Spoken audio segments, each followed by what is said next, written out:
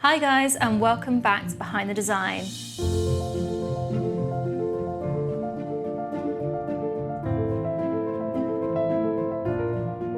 In today's video, we'll be taking you around this uber luxurious penthouse in Mayfair. We really wanted to improve the interior architecture of the property. By redesigning the lighting, all the joinery, we were able to add architectural interest by introducing decorative wall panelling and applying some beautifully textured wall finishes. Then finally, we furnished all the rooms with a mixture of bespoke furniture and statement designer pieces. I worked on this project throughout the whole of 2020 with my team, and it's been such a fun project to do and push ourselves in a new design direction. So I really hope you enjoy this home tour.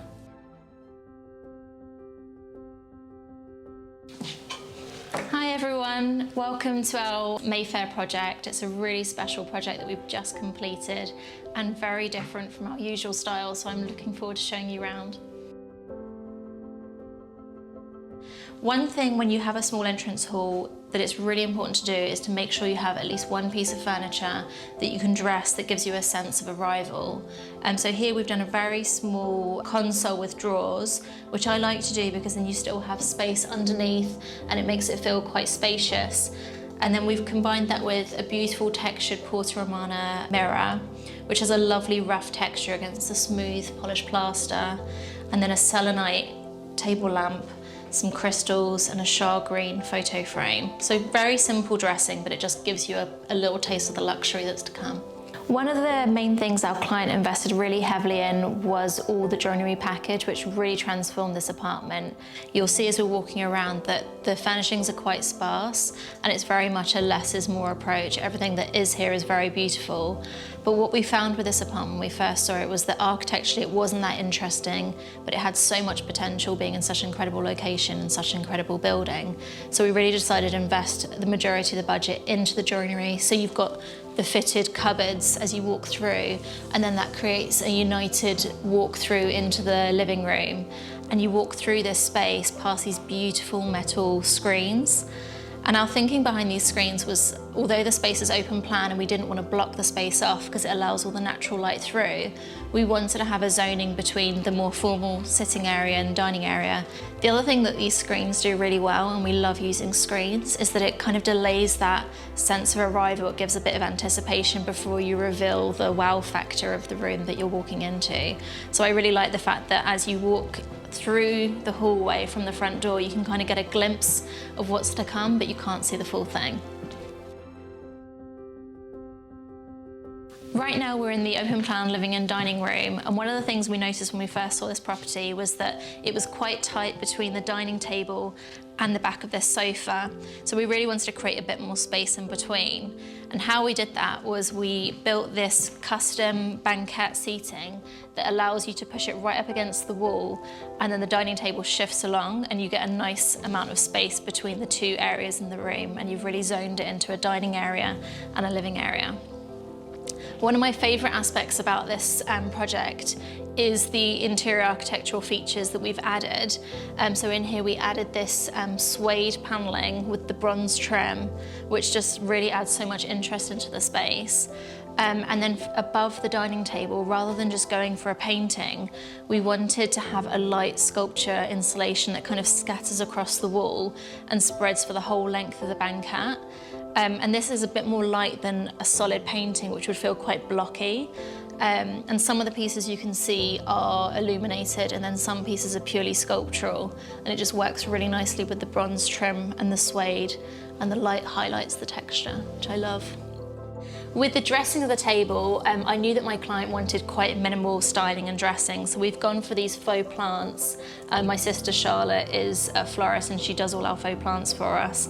And these are so great because they just add some texture and they work really beautifully with these cushions that we got from De La Cogna, and break up the table, but they don't take up a lot of space, and you can leave them in place when you're eating because they're quite nice and low. With the cushions, I've gone very minimal, and you might notice this is completely different from my normal approach. I do love a cushion, so I had to be very self-restrained. And I think in this living room, I've only got 4 cushions, which is definitely a record. But when we decided to do less cushions, we decided to really spec them up. So this is a beautiful fabric. I think it's Zimmer and Road. And rather than going for squares, I've gone for long rectangles that just sit nicely on each seat pad on the sofa. What I really love to do with our fabric combinations is mix up different textures. So on the sofa, we've gone for this beautiful fabric that's very heavily textured from De La Cogne.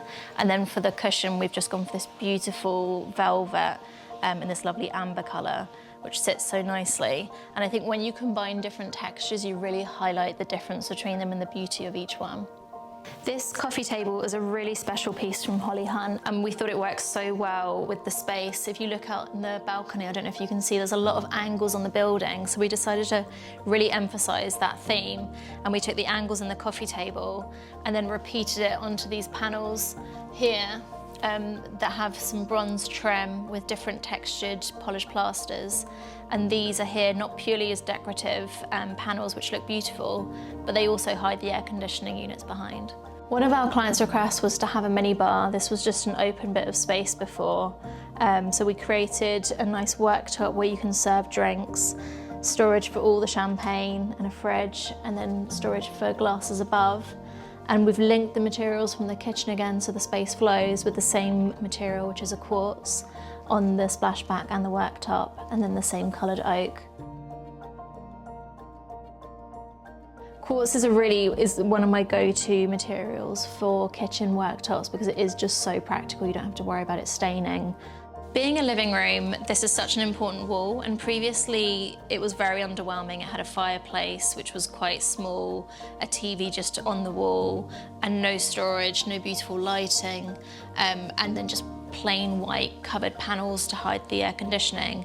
So we decided that we wanted to create something that was quite special and mixed a lot of different materials and textures, right from the linen wall covering that we've got on the panel by the TV, the bronze surrounding the TV, and then we've used the same colour oak stain that we used in the hallway, and then going towards the polished plaster with the smooth texture and the rough texture. Everything kind of works together, but you need a lot of different textures and materials if you're using a neutral palette so that it doesn't feel boring. Whenever you're designing a home, whether it's for yourself or for a client, you've really got to get into the detail of how a space is going to be used and what the people are going to do that are living there. So in this particular area, we knew that the TV was quite an important part of the room, and we wanted seating that would face the TV, but equally we knew that the minibar was important to our client, and we wanted to make sure that it didn't feel like it was just shoved in a corner and forgotten about. So what we came up with was using these swivel chairs that can swivel towards the minibar, and you can sit on them and chat to your host while they're serving you drinks, or you can turn around, watch the TV and talk to your friends. The kitchen was quite good already, so we didn't want to rip it out and start again, but what we did want to do was make some tweaks. So what we did was we added some lighting strips under the breakfast bar. John Cullen designed all the lighting with us, and here it's highlighting this lovely fluted wood texture. Obviously we furnished it with the bar stools, and again I wanted to use really oversized bar stools that are comfortable rather than squishing 3 smaller ones in. It's better to have 2 that are really comfortable that you can sit in for a long time.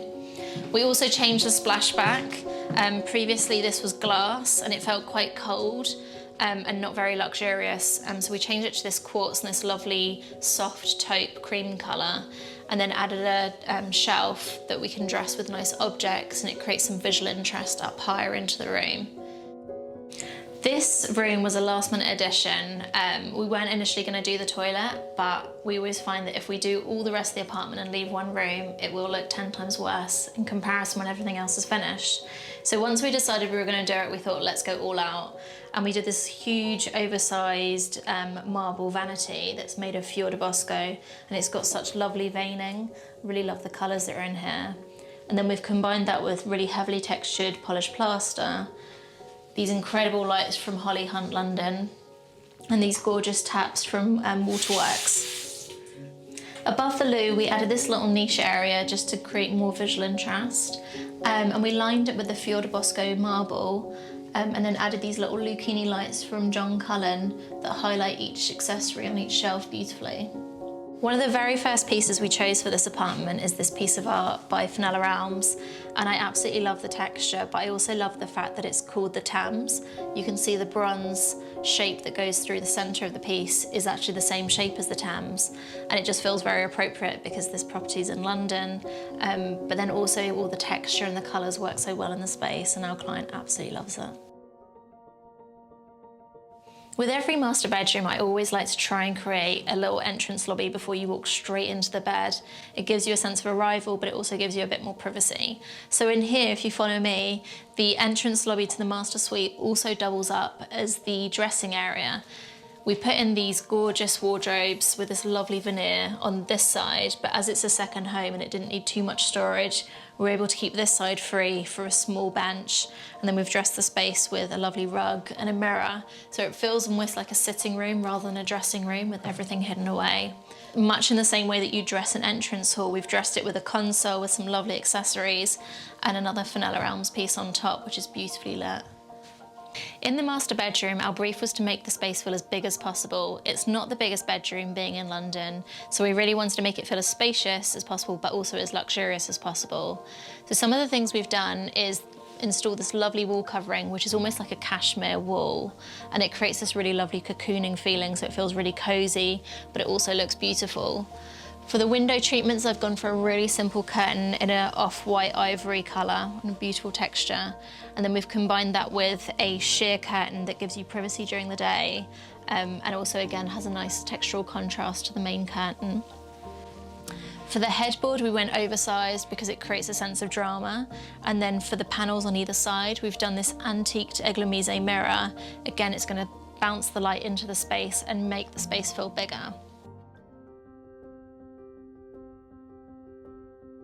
This is the smallest room in the apartment. It really was quite compact. And what we wanted to do in here was put the biggest bed possible while still allowing space for a bedside table. So what we ended up doing in the end was creating this bespoke headboard that has floating bedside tables with just enough room for a small drawer and somewhere you can put a glass of water at night. With the dressing of the bed, we've gone purposely simple. One of the biggest trends in interior design right now is rectangular cushions. You've seen them in the sitting room as well, and I just love how simple it is. We have one long cushion at the back in this gorgeous waxed linen, and then a beautiful one in velvet in the front.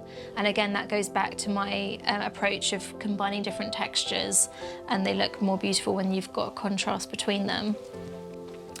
And then lastly, I like a really light bedspread, and this one's super thin, and it means that you don't have to worry about like having a huge piece of furniture to fold the bedspread up and put it on each night. It's a lot more practical, and it just feels a bit more cool and casual.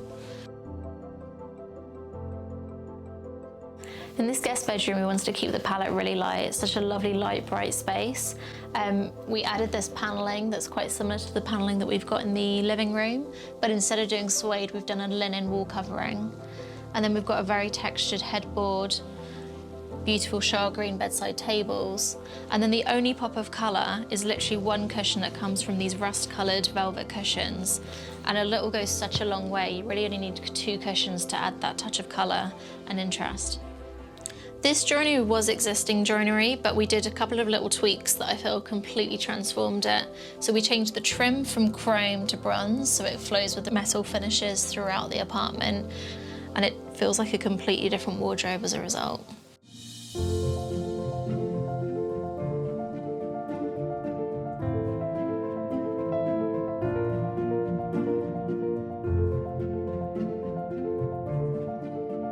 If you've enjoyed this video and you'd like to see more behind the scenes, more tips and tricks, hit that subscribe button, and we'll see you on the next one.